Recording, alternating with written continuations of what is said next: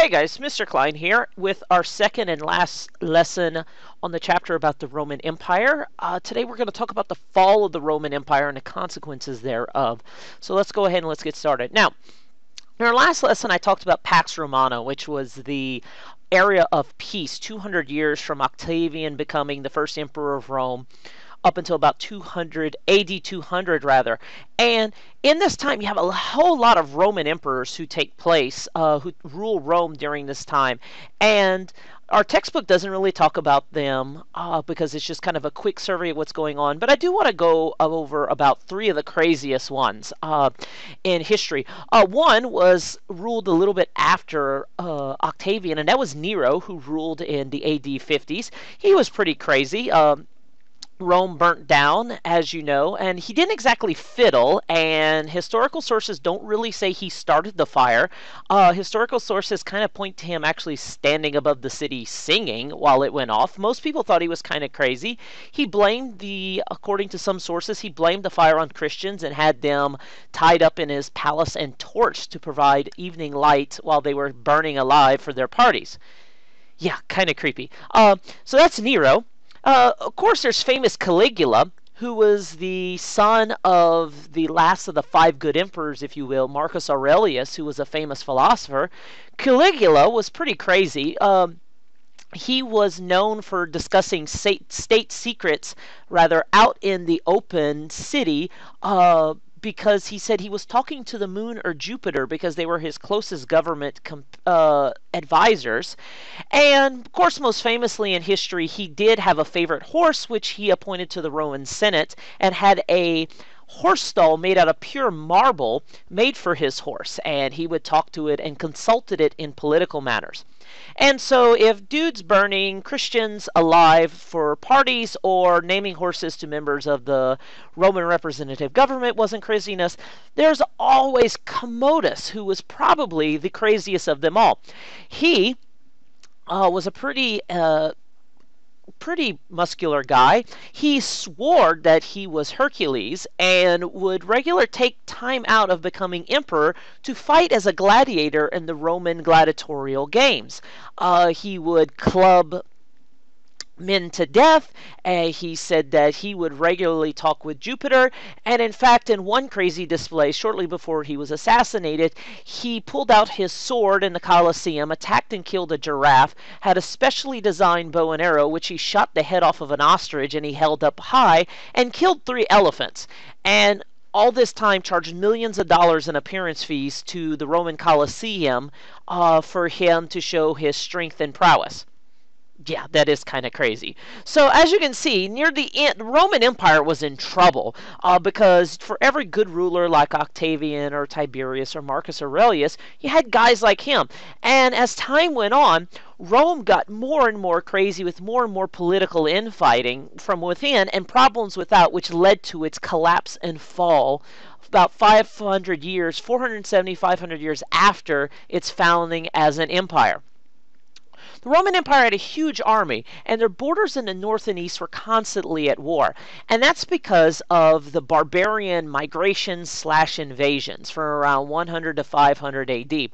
And what happened was you had all these groups. These were the Germanic tribes. There's the forerunners of what we consider our Northern Europeans, or Germans, or Dutch, things of that nature. And you had people coming from the east called the Huns, and they pushed in, and it pushed these people into the Roman Empire. And some of it was invasions by military forces, but the others, it was more of a migration where people were being forced out of their homes by the Hunnic invasion and then people moving elsewhere. And so they moved into the Roman Empire in order to survive and live.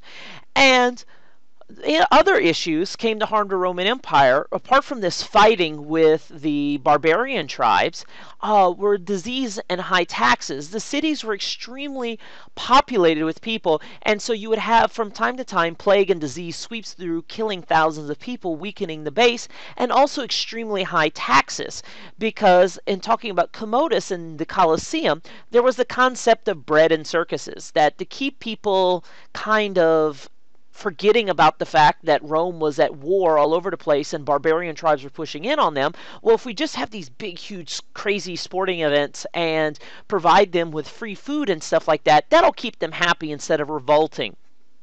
And so this tension of people being taxed and feeling like their money's being paid out in order to support people who weren't really working added internal tension to things like disease and external factors such as these invasions. And at this time, because there were so many people living in cities and not enough on the countryside, Germanic people, like I said, who were moving in from the barbaric invasions were brought in to work on Roman lands. But however, these people were loyal to their tribal leaders instead of to the Romans, which served as a problem. So the Roman army wasn't just having to fight against barbarians. And let me just stop right here and say, whenever I talk about barbarians, I'm not saying that these people were uneducated brutes who did human sacrifices or anything, but rather the Greek idea of barbarians in that they didn't speak their language and they were considered quote unquote uneducated by the Romans. So these Germanic tribes had very rich cultural, technological innovations and things like that. But they were just moving into these Roman areas, and the Romans considered them barbarian because they weren't quote unquote educated and they did not speak Latin. Now, these problems set into place a big issues, and the empire actually almost collapsed in the late 200s AD. By the time the emperor Diocletian took power, the Roman Empire was actually divided into three different kingdoms by three different generals.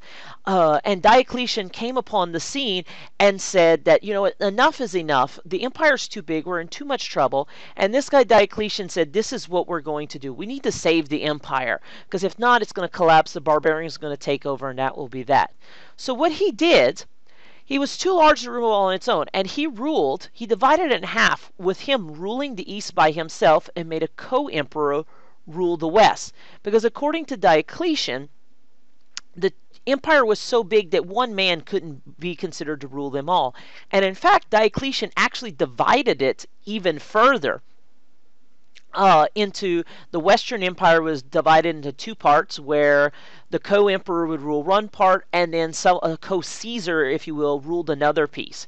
And then in the eastern half, he ruled the wealthiest part, whereas a subordinate ruled the other half of that Eastern Empire. And this is what we call the Tetrarchy, where four people ruled. But Diocletian was still considered to be the senior of the two. This worked for about 25-30 years, when the issues of succession came up so much, and for a short time, a guy by the name of Constantine reunited the empire.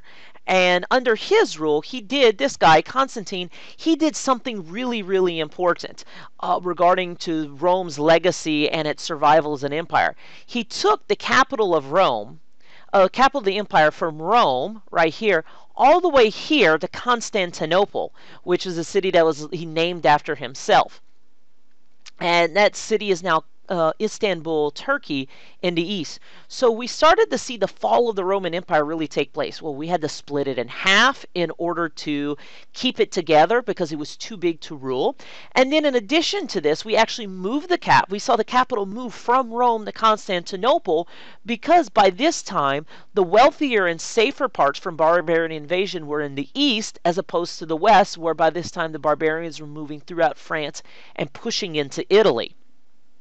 So, as you can see, Rome was in severe trouble. And enemies of Rome saw Diocletian's rule and the dividing of Rome in half as the time to the attack. And the Goths, which were a group of people from northern Europe, from Sweden, actually pushed into Roman territory. They weren't just migrating, they actually invaded. And the Roman Empire, like I said, was much weaker than the East, and they completely collapsed. And the Goths actually marched on Rome and burned it to the ground. And the last time that happened was when the Gauls, which were people from France, did that in about 400 BC. So about 800 years after the first time Rome was burned down by an invading force, it was burned again. Other European tribes invaded, like you saw on the map, the Visigoths, and even a Hunnic invasion later on.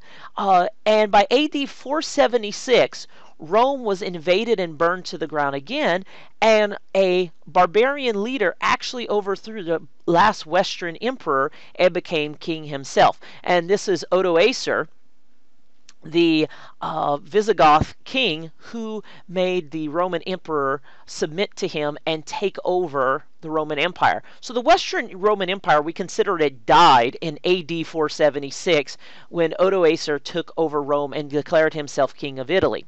Now, in addition to this, let's step back a little bit and let's go back. Now, if you go back to the previous slide, I talked about disease, high taxes, and Germanic invasions and migrations caused problems for the empire. In addition to this, the size of the empire contributed to its fall because they didn't have communication like we had. We don't have internet, phone, or anything like that. News had to travel by horseback. So Diocletian's idea of ruling the empire in half was a smart idea to keep it safe because empires at that time could only grow so big. And one of Rome's traditional strengths over its 800 years was its efficiency in government. Romans saw a problem, they knew what the solution was, they would do the solution and take care of it and then not worry about it after that. But over the years, this efficiency was lost due to corruption.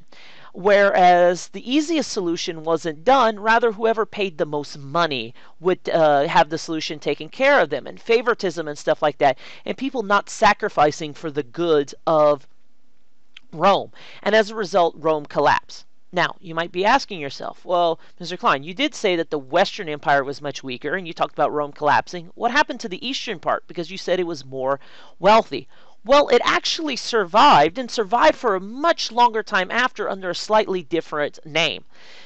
The Eastern Empire prospered, and even after the Western Empire had collapsed, and you had barbarians running amok, the Eastern Empire stayed. And the Eastern Emperor, whose name was Justinian, saw that the Western Empire was collapsed and that he had a duty as the Emperor of the Eastern Roman Empire to liberate Rome and bring it back under his rule as an emperor. And he actually managed to recapture Rome.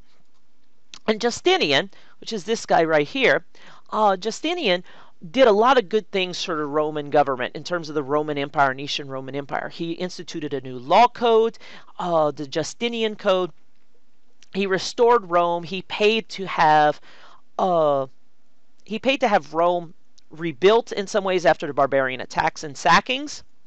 And in addition to this, he used his army, the Roman army, the Eastern Roman Empire's army, in order to keep the area safe. And so during his reign, you kind of had a mini Pax Romana again, where him and his army were able to keep Rome safe. The Eastern Empire reached its height after Justinian's rule in the 500s, but over the next 700 years, the empire slowly declined, slowly but surely. And it wasn't until the 1450s where Constantinople was captured by a group of people known as the Ottoman Turks. They were Muslim invaders. Finally captured Constantinople in 1453. And so we can kind of consider that the Roman Empire only finally ended when Constantinople was captured in 1453. Because the rulers of the Eastern Empire considered their lineage going all the way back to Augustus Caesar, because Diocletian was the first Eastern emperor. Now, of course, they weren't always Roman because they stayed away from Rome. And over time, staying away from Rome changed these emperors to the point where they didn't really look or even act or even sound like or even speak like their Roman ancestors. It became known as the Byzantine Empire. So if you read in history about the Byzantines, they were actually talking about the eastern half of the Roman Empire. And it wasn't just the empire itself that split into East and West. And in the next chapter, we're going to discuss the big three monotheistic religions of Islam, Judaism, and Christianity and what they believe.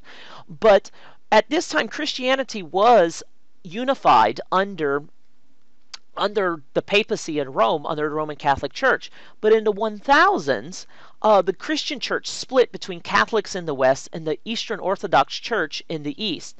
And these split over differing beliefs and stuff. And so not just the state of the Roman Empire split between East and West, but also the religion itself split into East and West.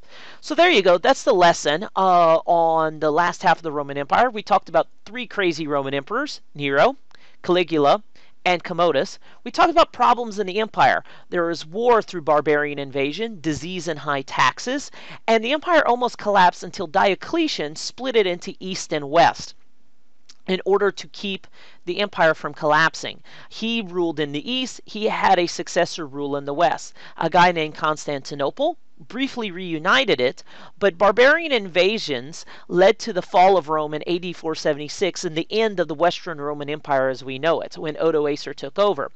Under Justinian, the Eastern Empire recaptured Rome, and for a brief time you had a return for prominence. But over the next 700 years, the Eastern Roman Empire, which eventually became known as the Byzantine Empire, shrunk and shrunk and shrunk in its capital of Constantinople until the Ottoman Turks took it over in 1453, officially extinguishing the Roman Empire and its successor states. So there you go. That's the lesson, and that's the chapter for you. I hope you enjoyed it. And as always, if you have any questions, please let me know. And thanks for watching. Give me